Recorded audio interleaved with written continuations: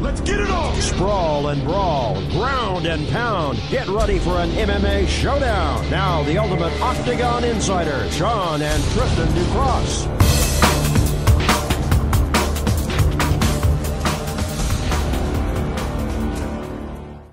What's up, everybody? Welcome to the Ducross Brothers, the Sports Warriors, in our Warriors Day. I'm Tristan Ducross. Along my side, as always, is my partner in crime, the one and only Sean Ducross. Incredible show we have for you guys here on IE Live Media.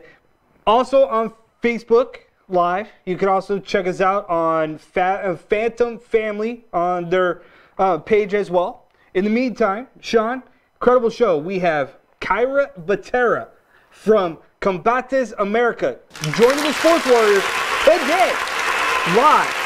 So be sure that you stay tuned for that later on in the show. Probably around like 1:30-ish is when we'll get to her on the show.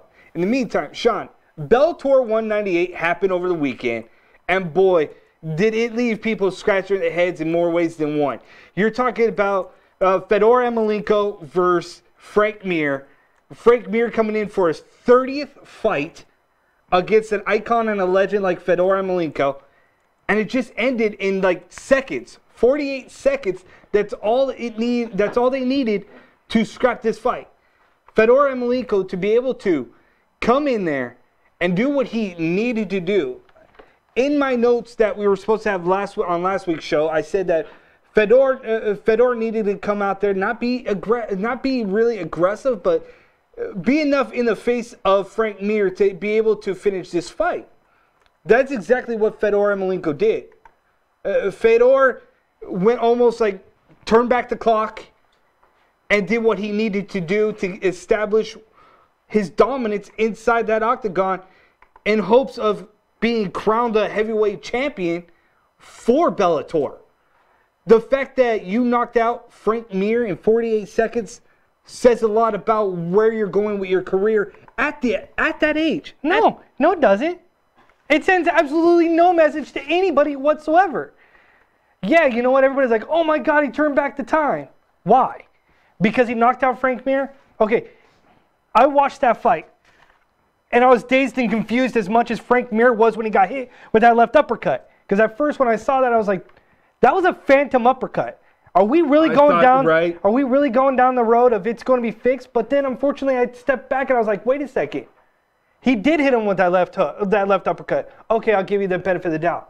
It was an early stoppage. I think that you should have given Frank Mir an opportunity to regather himself.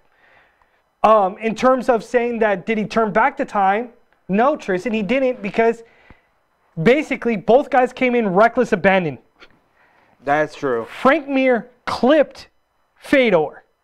And in that moment, he tried to gather himself, get him up against the cage, and put him down. When he tried to put him down, then Fedor did the sambo throw. Hip tossed him, got him down on the mat. Then it was like, oh no, I'm in a fight. What am I supposed to do? Where do I go from here? When you're Frank Mir and you've got desperation in your eyes, and you see that moment of, okay, yes, I'm in here with an icon, a legend of the sport. That's what it felt like with me, with Frank Mir. It seems like the moment got Frank Mir. But it's not the first time a moment has gotten Frank Mir. Frank Mir, when he was rising all the way up the totem pole in UFC, he ended up becoming reckless. He got into a bad bike accident. He ended up on the shelf for years. He sometimes seems as if he can't withstand the momentum. He came in looking like in the best shape he did at the weigh-ins. The guy that I saw at the weigh-ins versus the guy that I saw walking down was not the same. No. The guy that I saw come down with Fedor versus the weigh-ins were completely different. If Fedor, at his age, wants to be successful, what he's got to do is do exactly what he did against Frank Mir. Bull rush him, weather the storm, and use all your energy. Am I really the only one that is thinking that Chael Sonnen versus Fedor Emelianenko could be like the barn burner? Because like we're looking at ratings here, right? And when I look at the ratings, and the ratings showed on Paramount that it wasn't the best rating that they've had since Bellator 192, I believe it was. But when you look at it, they also split the broadcast between Paramount and CMT. Did anybody realize that Bellator was on CMT? Well, that one was last week when you had the fight with Michael Chandler with being the third lowest rated. Yes, but when you're looking at Fedor Emelianenko, Frank Mir, and you're doing only 581,000 viewers, and then you're split between Paramount and CMT. I didn't even know that they were on a country music station to begin with. Then you're looking at Chael Sonnen now versus Fedor Emelianenko. Now I'm thinking, well, I'm going to buy into that because I don't know what's wrong in my head. Maybe I'm pulling a Kanye West and TMZ thing. I don't know. But maybe my brain isn't functioning right. But damn, son, I'm seriously going with Chael Sonnen on this road. And I just think that we're going to get a Chael Sonnen versus Fedor. We're going to get another amazing promo from Chael Sonnen. We're going to get people that are going to buy into Chael Sonnen. It's going to be the most watched Bellator since 192. And I'm almost tempted to say that for the first time in the history of Chael Sonnen's career, the bad guy may actually win a quality fight. Win a quality fight and might be walking out of Bellator with the heavyweight title strap. And then what are we going to be talking about after that? But see, you're talking about the ratings and you're talking about everything else. I keep hearing everybody saying, are you having fun yet? Are you having fun yet? Like, nobody's having fun with this Grand Prix yet. The first round, Sonnen versus Rampage, 1.3 million viewers. Chael Sonnen sold that fight. Nobody else sold that fight. Proves how much promos still work in the evolution of the fight game. Because Matt Mitrione and Roy Nelson just did 476,000 viewers. We're waiting still for the final official number of what this one did. If it doesn't top Chael Sonnen's or comes close to it. No, it didn't. So then, are we really having fun with this Grand Prix? Does anybody really care about this Grand Prix? Because numbers don't lie. It's a bunch of never was's or has-beens. At that point, that's the way you're looking at this Grand Prix. You're looking at Fedor that's trying to grab on whatever left of his legacy is left. You got Frank Mir that was out of commission for a couple of years due to steroid allegations. Way past what he should be doing. You're looking at a guy that's won 2 fights in his last 9. Irrelevant. King Mo Lawal, a.k.a. Mr. Money Fight himself. That's relevant because that's what he's about. Give him a fight. He doesn't matter if it's open weight, catch weight. Gabby Garcia's weight class doesn't matter. Go down to a brickyard house and buy a bunch of bricks and you can put them in a ring and he'll still fight him. That's King Mo. Ryan Bader? Who? Nobody knew that he was going to be a champion until he crossed over to Bellator. Well, because if you ask anybody this heavyweight division, it should have been a bunch of heavyweights, not a bunch of guys. Well, we're going to take guys that don't really have a weight class versus guys that do have a weight class and hope that they actually make good fights. We're going to see a light heavyweight versus a heavyweight. We are seeing that right now. DC versus Steel Miocic in UFC. Because again, it goes back to what I've said on 1,000 different of our shows, Tristan. The heavyweight division is weak. Bottom line. In every organization. Doesn't matter which way it is. You only can run to the top of the food chain for so long before it becomes the most irrelevant division on the planet. The heavyweight division is irrelevant. You got to make a catch weight somewhere between a light heavyweight and a heavyweight and just hope for the best. So I wouldn't say that Ryan Bader's a who. Everybody knew who Ryan Bader was. But was he a somebody before he got to Bellator? Absolutely. But the problem with Ryan Bader has always been the guy was, Mr. Huggy Bear. You feeling good today? So this is the only way I get to get you to hug me is when you're actually talking about Ryan Bader? In that moment. Dude. But when you're talking about that, that's the issue with Ryan Bader. You look at King Mo, like, you're talking about ratings, and you're talking about, are you having fun yet?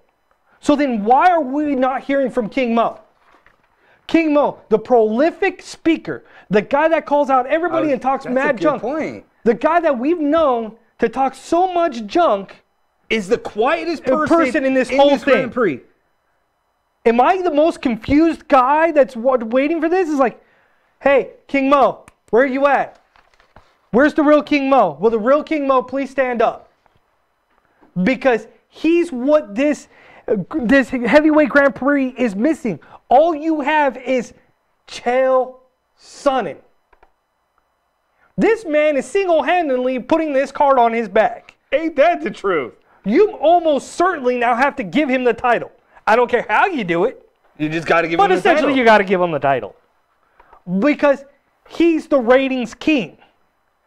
He is the bad guy. He's the one everybody loves to hate. But yet, we're not hearing from the guy that everybody would see. Could you imagine the promos that you could get between King Mo and Chael Sonnen? Yeah. Like, if you wanted to really sell the Grand Prix, you really wanted to sell this heavyweight division, that's how you do it. Now that you bring it up, yeah, you haven't heard from King Mo. Like, somebody needs to go knock on his door, wake him up, tell him he's in the money fight, and get him to start talking. And he's in the money weight, right? The other guy too is like everybody's dogging this guy, Dylan Dennis. Dude, do not. No. Okay. No. Yes, you're on the boat of everybody else. No. You're on the boat of everybody else. I get it, and I side with you, and I side with everybody else. But again, Dylan Dennis is the same aspect of, again, where this generation of combat sports is going. True. What's going to sell a fight? Your mouth. Is Dylan Dennis way over his head? Absolutely. Dude, but should he have kept Bellator, didn't you know? Should he have kept his mouth shut? Absolutely. But again, if you're a talker, you're going to get the fight. The thing about Dylan Dennis is like, dude, that submission was as legit as it comes. The toe hold, very good technique. When you see the fact that he wraps up that ankle or that leg like an anaconda or a boa constrictor, wraps it up, the guy tries to run away from him and just wraps around, then does an ankle lock, and you're like, that's it. There's nothing you can do about it. But Dylan Dennis has that unique quality that you look for in a fighter. Yeah, you know what? It was his pro fight. He should have kept his mouth shut. Absolutely. But at the end of the day, now what do you want to do? You want to see him his next fight? You get want taken out, and that's kind of like what. That's what happened with Conor McGregor. Right. Ran his mouth. What did you want to do? You want to see him. You want to see him lose. Just like me with Floyd Mayweather. I hate the fact that the guy talks so much junk, and you look at 50-0, and I'm breaking down his record, and technically he's not one of the greatest boxers of all time. He's just looking at the big 5-0, and he's become great. Every fight that in the last, decade, I wanted to see somebody take that O away from him. Just like when I was happy when I saw Brock Lesnar become the 1 in 21 for The Undertaker. You know, you always want to see somebody end up getting their O taken away from them or somebody get humbled. See, and I get that. I want to see Denny get humbled, but in the same aspect, it's like, when you have can we pump the brakes on owning an organization or thinking you're Conor McGregor status if you ain't even there yet? Hey, when you've got the nickname El Jefe, you gotta just make sure that you live up to that moniker. Come on, your name's El Jefe. You gotta come out and be very brash. You gotta be very bold. And yeah, you know what? His stand-up may not be the best. And quite frankly, when he got tagged twice with the left hook, yeah, you thought he could get knocked out. You thought he could get knocked out, but he can clearly take a punch. And if he can pull guard and get you to jump on him, and then just sit back and like what I like to discuss is that when you're great in jiu-jitsu, and you can sit there and analyze which limb you want to take, that's something unique in itself. When you are a 4-time world-class Brazilian Jiu-Jitsu fighter, there's that certain aspect to your game that you can't knock. Like I say it time and again, Eamon Garcia bugs the crap out of me because of the fact that he's a Gracie guy. He's another guy you can't stand up and fight with him. He's going to take you down. He's going to pull guard. He's going to make your life miserable because of the fact that he's just going to annoy you. So when you look at that, Dennis is the same guy. Very true. I can see that. He's going to pull guard. He's going to entice you into a ground game you're going to be uncomfortable with. We've been told jiu-jitsu is the most uncomfortable style of MMA. You will be put in the most peculiar situations where you're like, why am I here? Like, no, I don't want to be here. I don't like the position I'm in. I don't like where my arm's at. I don't like where my knee's at. You know where I'm going with it. You don't like where certain limbs are hanging out or what they're feeling in that moment. So in that moment, you're sitting there and going, well, what am I supposed to do here? How do I get comfortable? In that moment, Dennis goes, well, I got a leg here. I got a leg here. Right. I got an arm here. If I flip over here, I can grab this leg. If I can reach my leg over this guy's arm, I can do this. What does he do? But he puts on a clinic. Fluid when he's able to go in and out of positions. So I give him the technique. It's there. I just think, man, we're getting away from being a sport, being a promotion where everybody wants to look at you as being the type of sport where you're classy and you're not. MMA is so far from that. And I don't know if borderline entertainment is where it needs to go. But in itself, that's where it has gone. And you talk to a lot of people that are in our line and outside. It's so different. The opinions on this is so vastly different because of how many people I've spoken to about the Denis situation that happened. But then again, Bellator also re-signed Charlie Ward.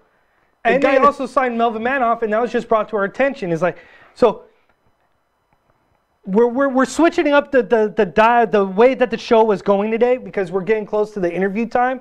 So I'm just going to stick with right here what's going on is that, you know what? They want to know, you brought it up, they signed Melvin Manoff to a 2-fight deal.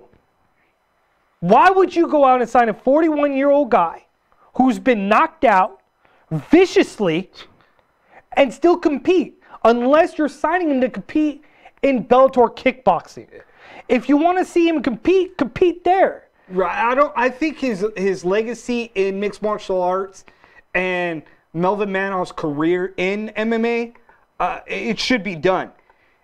41 years old, 50 fights, almost 50 fights. How many more head blows can you take at 45 years old to get knocked out cold? Especially to a point where you were left unconscious in the ring for multiple minutes where they attended to you as you were unconscious. Any point in time that happens. You got knocked the fuck out. Exactly my point. Like, you should not be even questioning whether you're going to MMA or not. Stay with kickboxing. You're 41 years old. At least you still have the kicks. You don't have the chin. You don't have the chin anymore.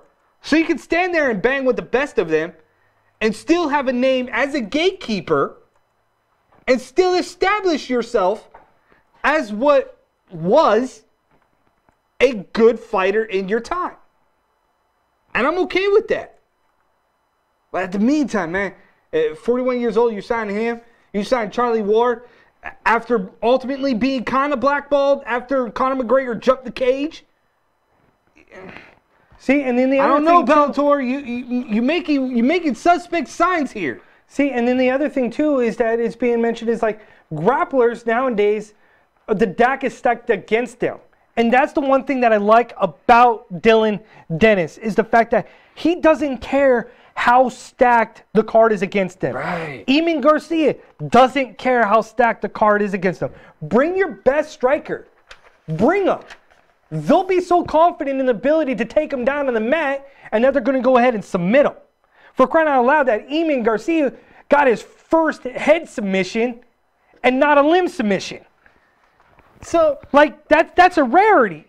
So, while grapplers are fighting an uphill battle, look at the positives in Dylan Dennis and not look past his brashness. But you're saying that the deck is stacked against him.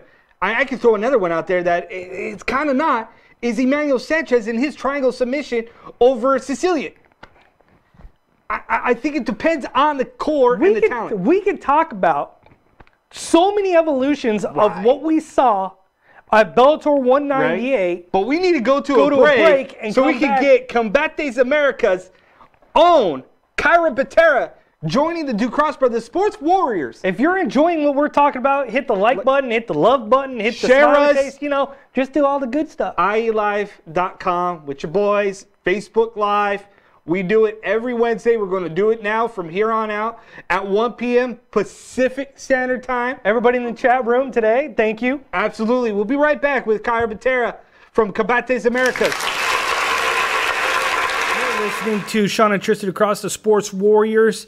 Check us out on Facebook Live and YouTube on Wednesdays at 1 p.m. Pacific Standard Time, or you can visit our website at www.ducrossbrothers.com.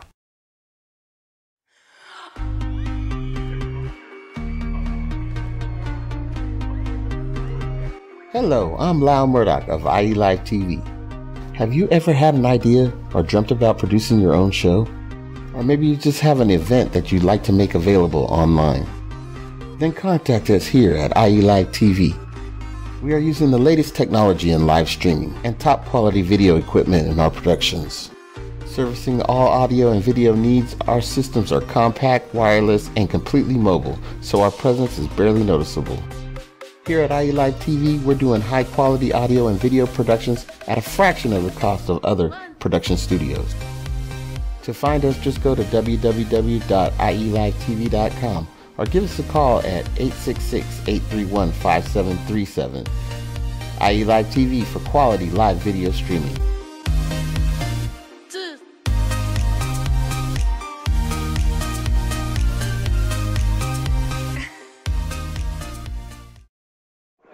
All right, let's see if Kyra can see us.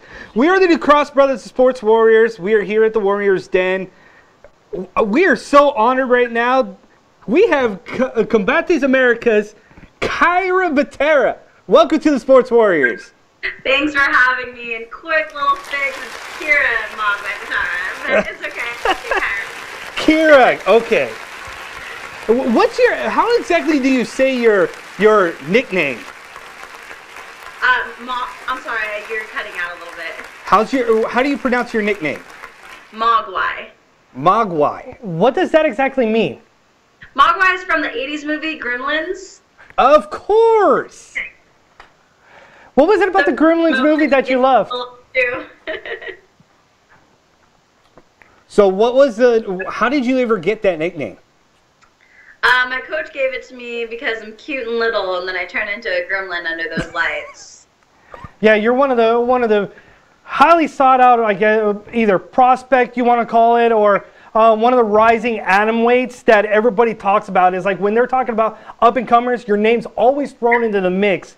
Is that an honor to be looped into the evolution of women's MMA?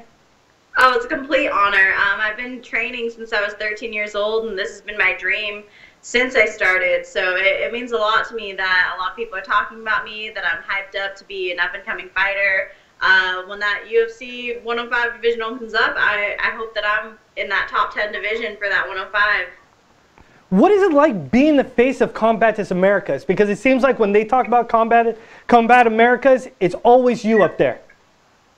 I'm 5-0 under their banner, so I earned my spot there, and I want to keep earning my spot and prove to them why I'm the best that they have. And I think all over, I'm the most well-rounded fighter that they have under their banner right now. I have 3 finishes. I've gone against some of the top-ranked girls in my division. I have proved that I am the best ground fighter that they have in Combate Americas. And so I just want to keep looking for those finishes and show them that I got highlights for all their Combate advertisements. Well, here again, you being the face of this promotion and you running off victories after victories, what does it mean now to be where it's Mexico versus USA? This is where I shine. It's actually going to be in my city, too. I was born in Fremont, California, and my grandparents live in Sacramento.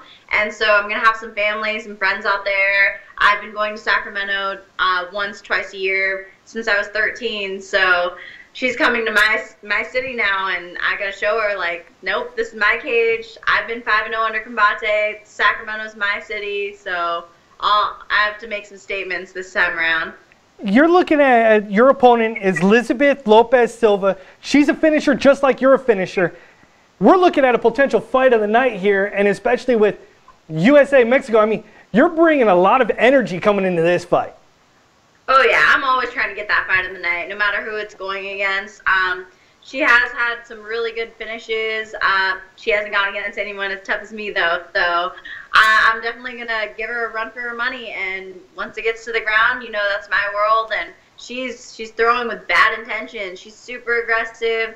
Probably one of the most aggressive girls that I'm matched up against so far in my career. But I'm really looking forward to our styles clashing that night, with her being a striker and me being a really strong ground fighter. She's coming off a TKO finish and a submission finish, as well as me. I have TKO finishes and submission finishes, so I think it's going to be a really good fight. You're not going to want to miss this one. Kyra Batara here with the Sports Warrior, Sean and Tristan Ducross. Talk about both finishes. Do you want to take this fight to the ground, or do you want this to stand? Always, always. I don't care who I go against. I always have the same game plan. I'm going to use my wrestling. That's what I'm good at. I always sharpen my own tools. I'm not going to try to do something that I'm not. I got striking. I'm not afraid to be on my feet, but I know that where I strive is on the ground. So I'm going to look for that quick takedown, smother her in the pocket until I get that sweet double leg, and then once we're on the ground, I'll start working from there. So, Kyra, with everything that's going on right now, you being 5-0 underneath Combate Americas promotion, how much longer till we actually get to see you fight for a strap? That's the thing. Who's next? Elizabeth is supposed to be the top atomweight for Combate. Who's next? I don't think anyone's deserving of a title shot against me yet. Fair enough. So, do you think that this whole entire promotion, Combate Americas, Mexico versus USA, should stay? Or should we start seeing different kind of countries go at it? I think that they're doing a lot with the promotion right now.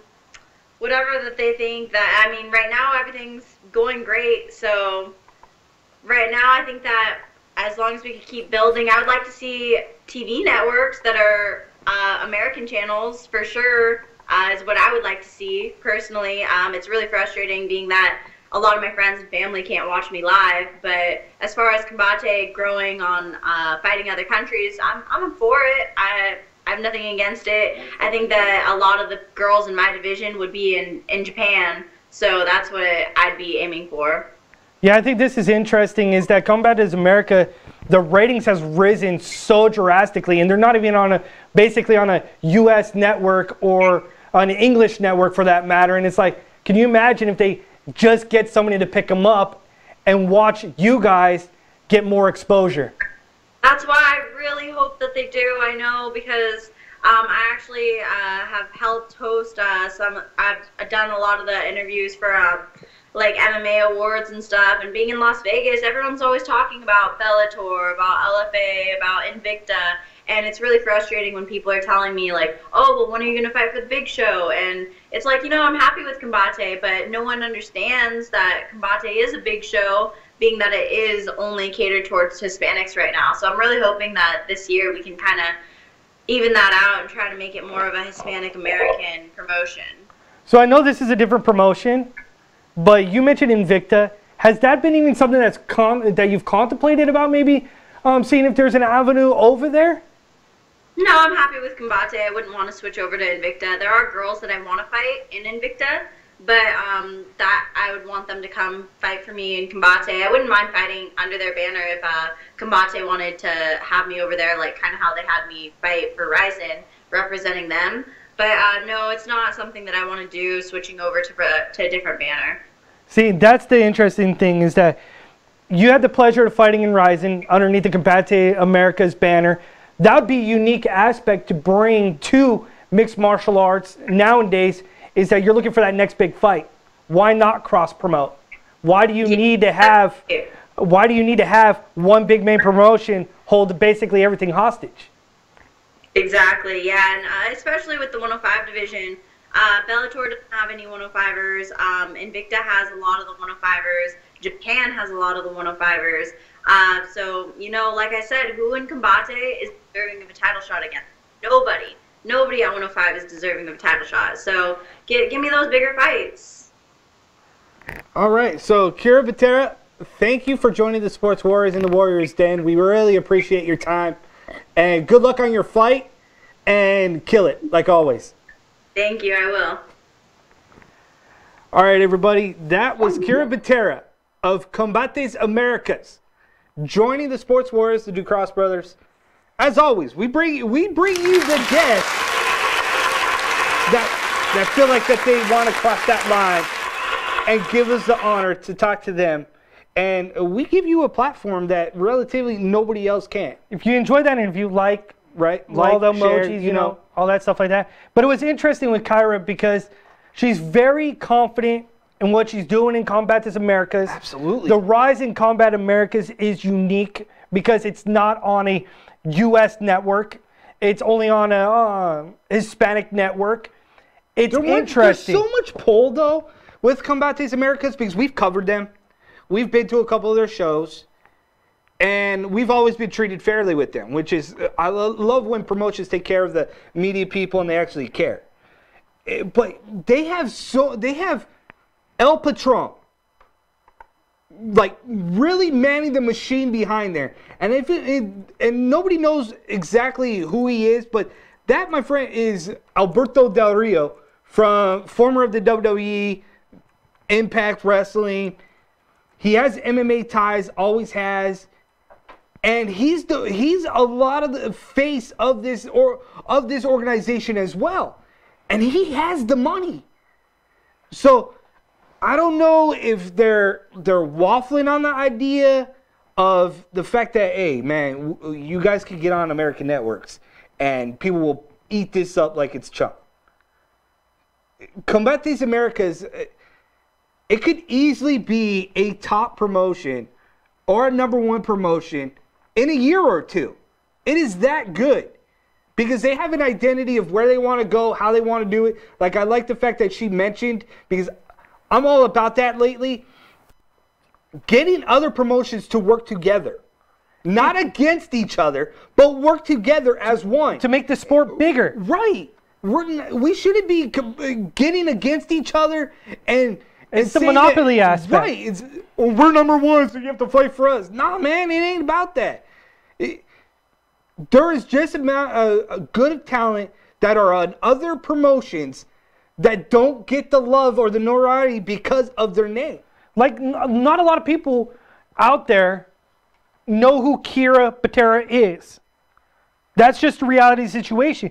But when you watch Combate America and you watch everything that they do, Kyra Batara is the face of that promotion.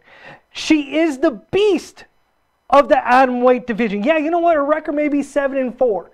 But the thing about her is that she finishes fights, whether it's a knockout or a submission. She wants to go in there and make it known that she is the real deal and she is there for the long haul. Like she said, there's 105ers in Invicta. There's 105ers in Japan. She's not afraid to go either way and take out whoever is in front of her.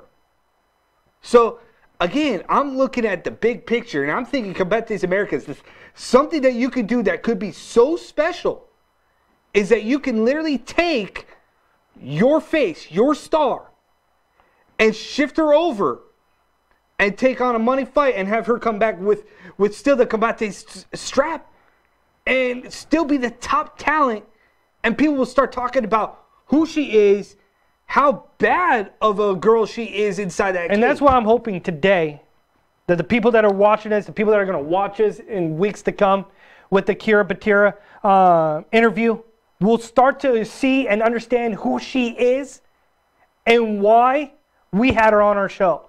Because more fight fans need to be aware of women's MMA, who Kyra Batara is, and realize that greatness is coming in a small package. Literally. And it's funny because the minute she mentioned her name, my wife, I was like, and she said Gremlins, like, dude, I knew that. And Gremlins is one of my favorite movies. I have the Gremlins doll, and I still forgot about that. But yet you asked me about who Maguire is like, no idea. You asked me to recite a line from a movie or anything like that. Very true. It could be my favorite movie of all time, and I can't tell you anything about it. But you can give me a scene out of a movie, and I'll be able to pick it apart just like that. And I'll be like, yeah, you know, that scene. Don't have me recite anything. My favorite movie of all time was Brandon Lee the Crow, and I can't tell you a darn thing about it. Like, seriously, I own every Crow movie. I've got every Crow comic book. I can't tell you anything about it. Can't recite a line. No, but I can say I watched that movie 1,000 times. Right. But something that everybody, it's weird to see that how far women's, I want to say women's combat sports, because I'm not just going to isolate it to women's MMA here, is that how much of a revolution it has seriously been, and the way that has evolved and branched out so quickly in the last, I want to say it's almost been, 2 years that this women's kind of branch out has taken. Because you had Ronda Rousey go over to the UFC, where for years that they were saying she could no women fighters would ever cross over into the UFC. Done. Invicta growing at a rapid pace. The women's MMA taking it to another level.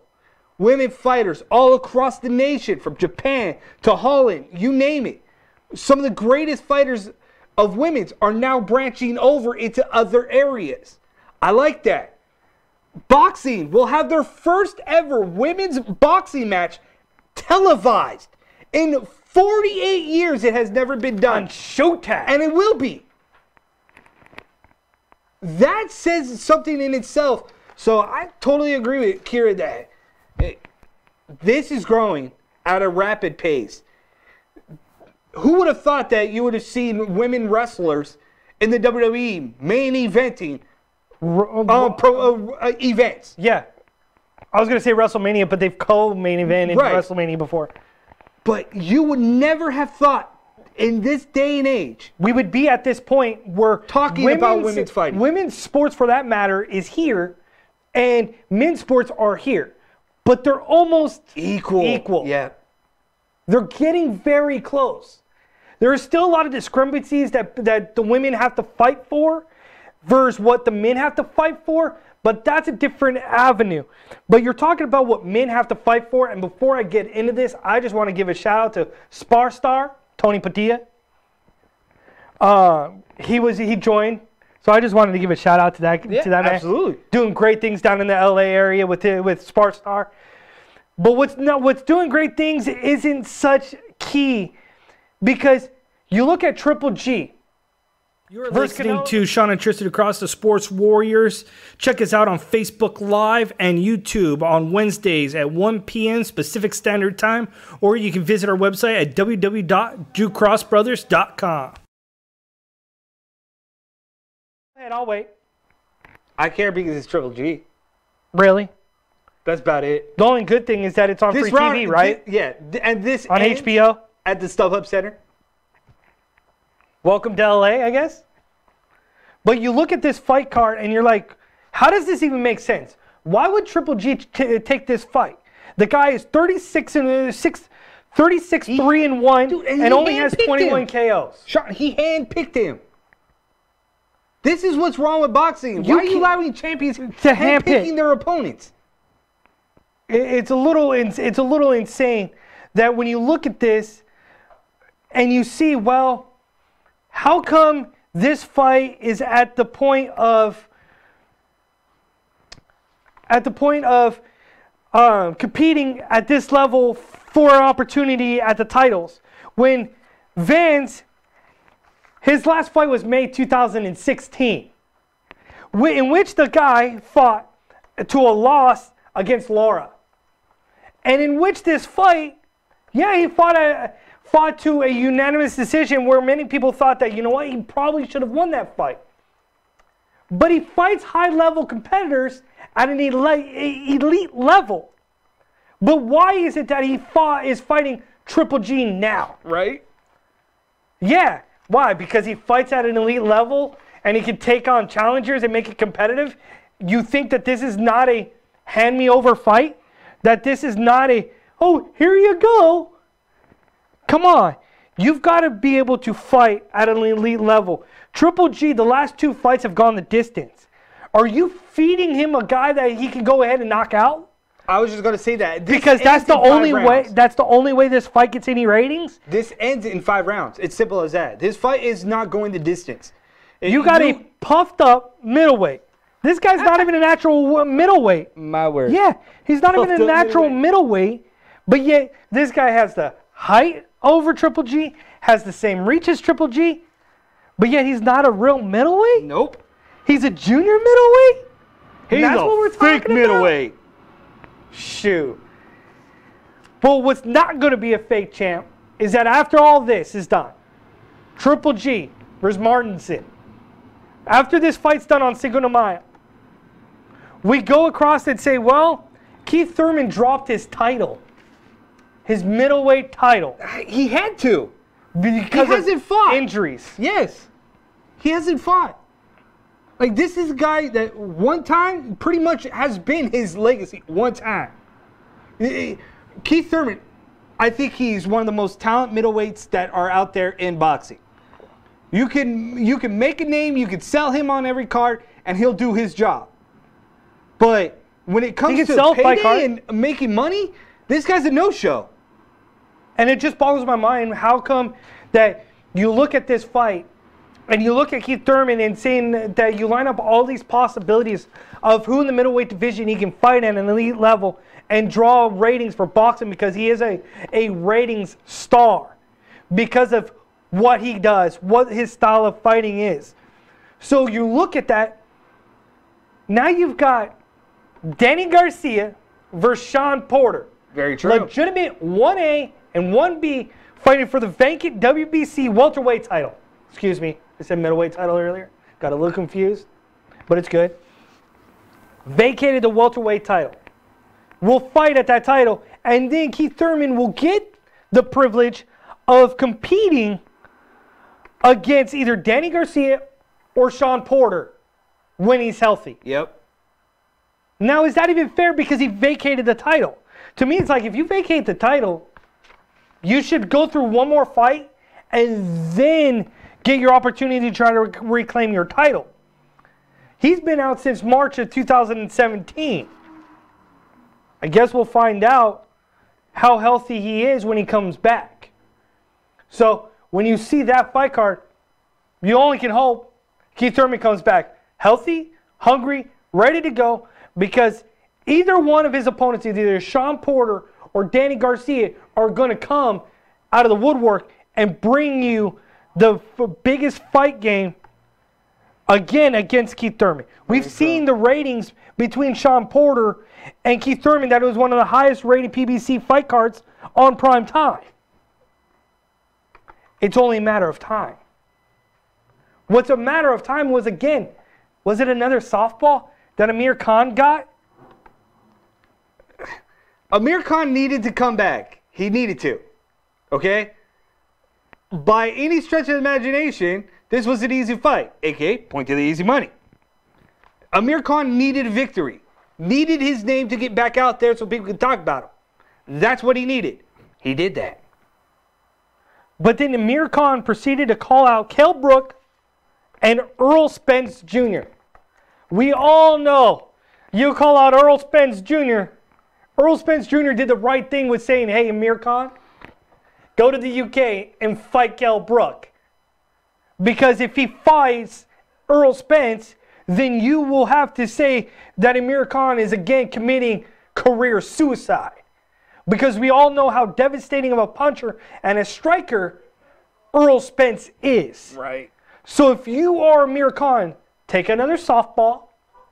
Take another guy that build some momentum. That is just getting his wings underneath him. Because the last time we saw you, you were taking a dirt nap. And you got Kell Brook, who's coming back from not 1, but 2 eye sockets that were broken.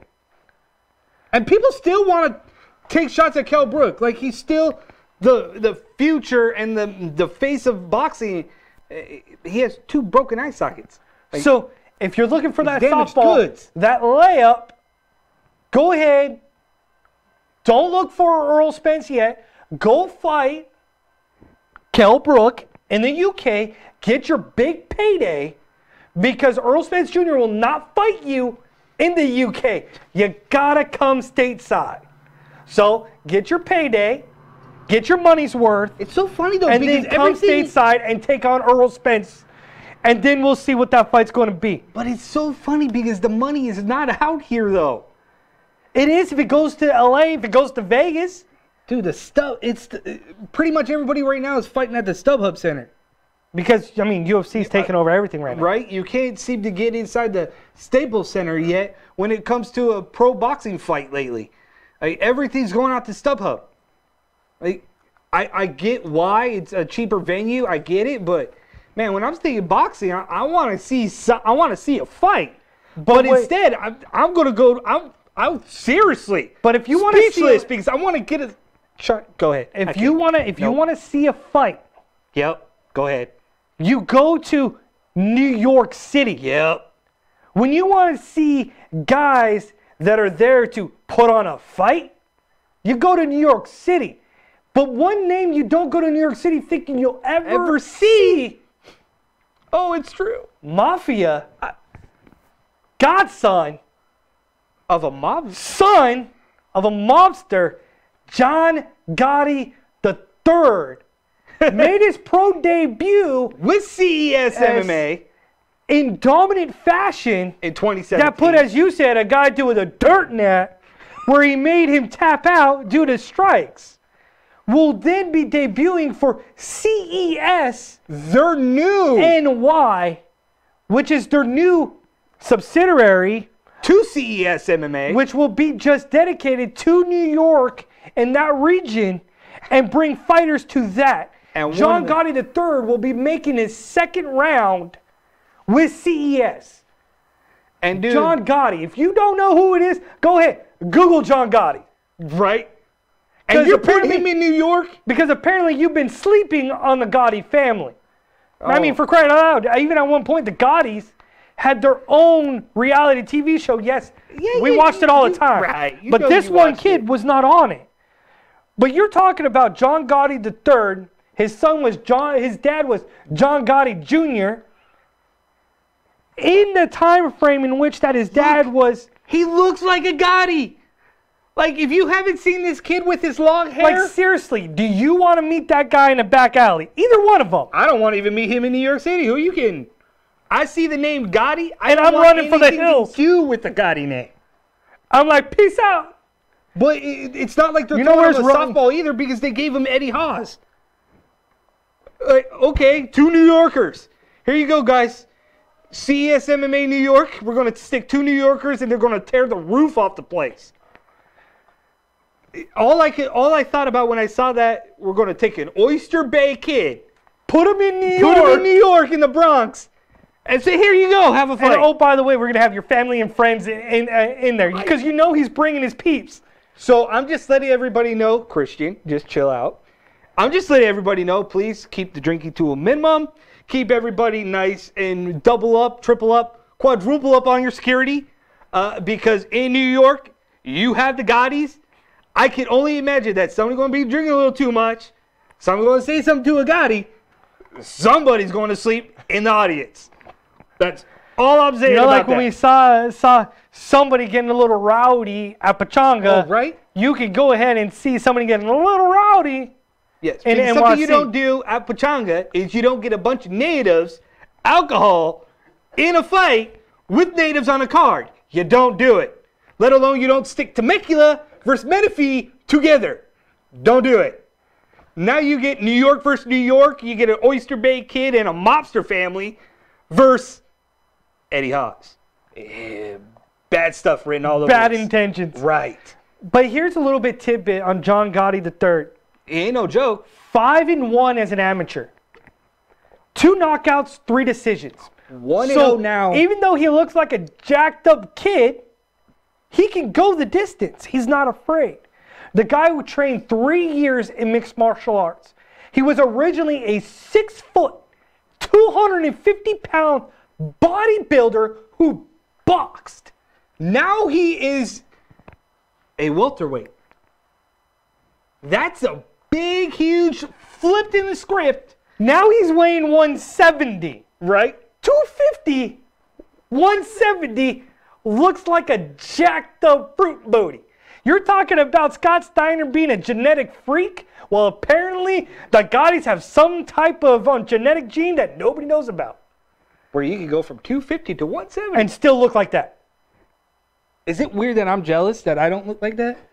I think every guy's jealous that they don't look like that. Like, why did you have to choose that picture? I didn't choose that. That was our producer, Lyle, went ahead and put that image up there and said, hey, guys, what about this photo?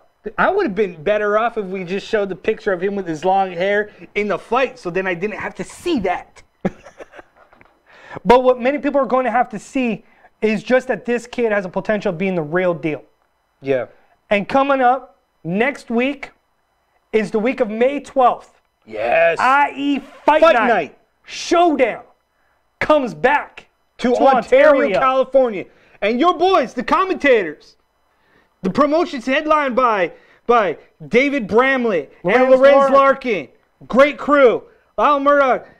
We're all going to be there that week. Next week. Yes. If I could get this lined up. And it can happen. If you are out there watching the show, David Bramlett, Lorenz Larkin, your guys, anybody that is on that fight card, open door next week to come on our show. Coming to the Warriors to talk Den. about your fight coming up at IE Fight Night. Come join us. Doors open. Show starts at 1 p.m. Let's go. Party like a rock star. Right here at the Warriors Den with your boys, Sean and Tristan Ducross. Don't get paid to do this, but I mean, this one, TMSSG, is really good. That was really corny, but yep. TMGS. I did not even notice that I had a rock star, and I just made a pun. Free pub. Right. Anyways, we're the Ducross Brothers every Wednesday, 1 p.m. Pacific Standard Time, IELive.com. Our man behind the scenes, Lyle Murdoch, killing it one step at a time. In the meantime, join us next week. Hopefully we'll have a special show for all the fans here in the IE, where we only do it one way. We cross the line. Facebook, Sean and Tristan Ducross, www.ducrossbrothers.com. Talk to us on our fan page, personal page, whatever, Sean and Tristan Ducross. Right. You can talk to us on Fightbook MMA. You can get a hold of us on Phantom with Ari Temkin and guys over there. Thank you for bringing us on board. We'll also have a little bit more news about us crossing other platforms too. In the meantime, till next time, we're out. We're the Ducross Brothers. Listening to Sean and Tristan Ducross, the Sports Warriors. Check us out on Facebook Live and YouTube on Wednesdays at 1 p.m. Pacific Standard Time, or you can visit our website at www.ducrossbrothers.com.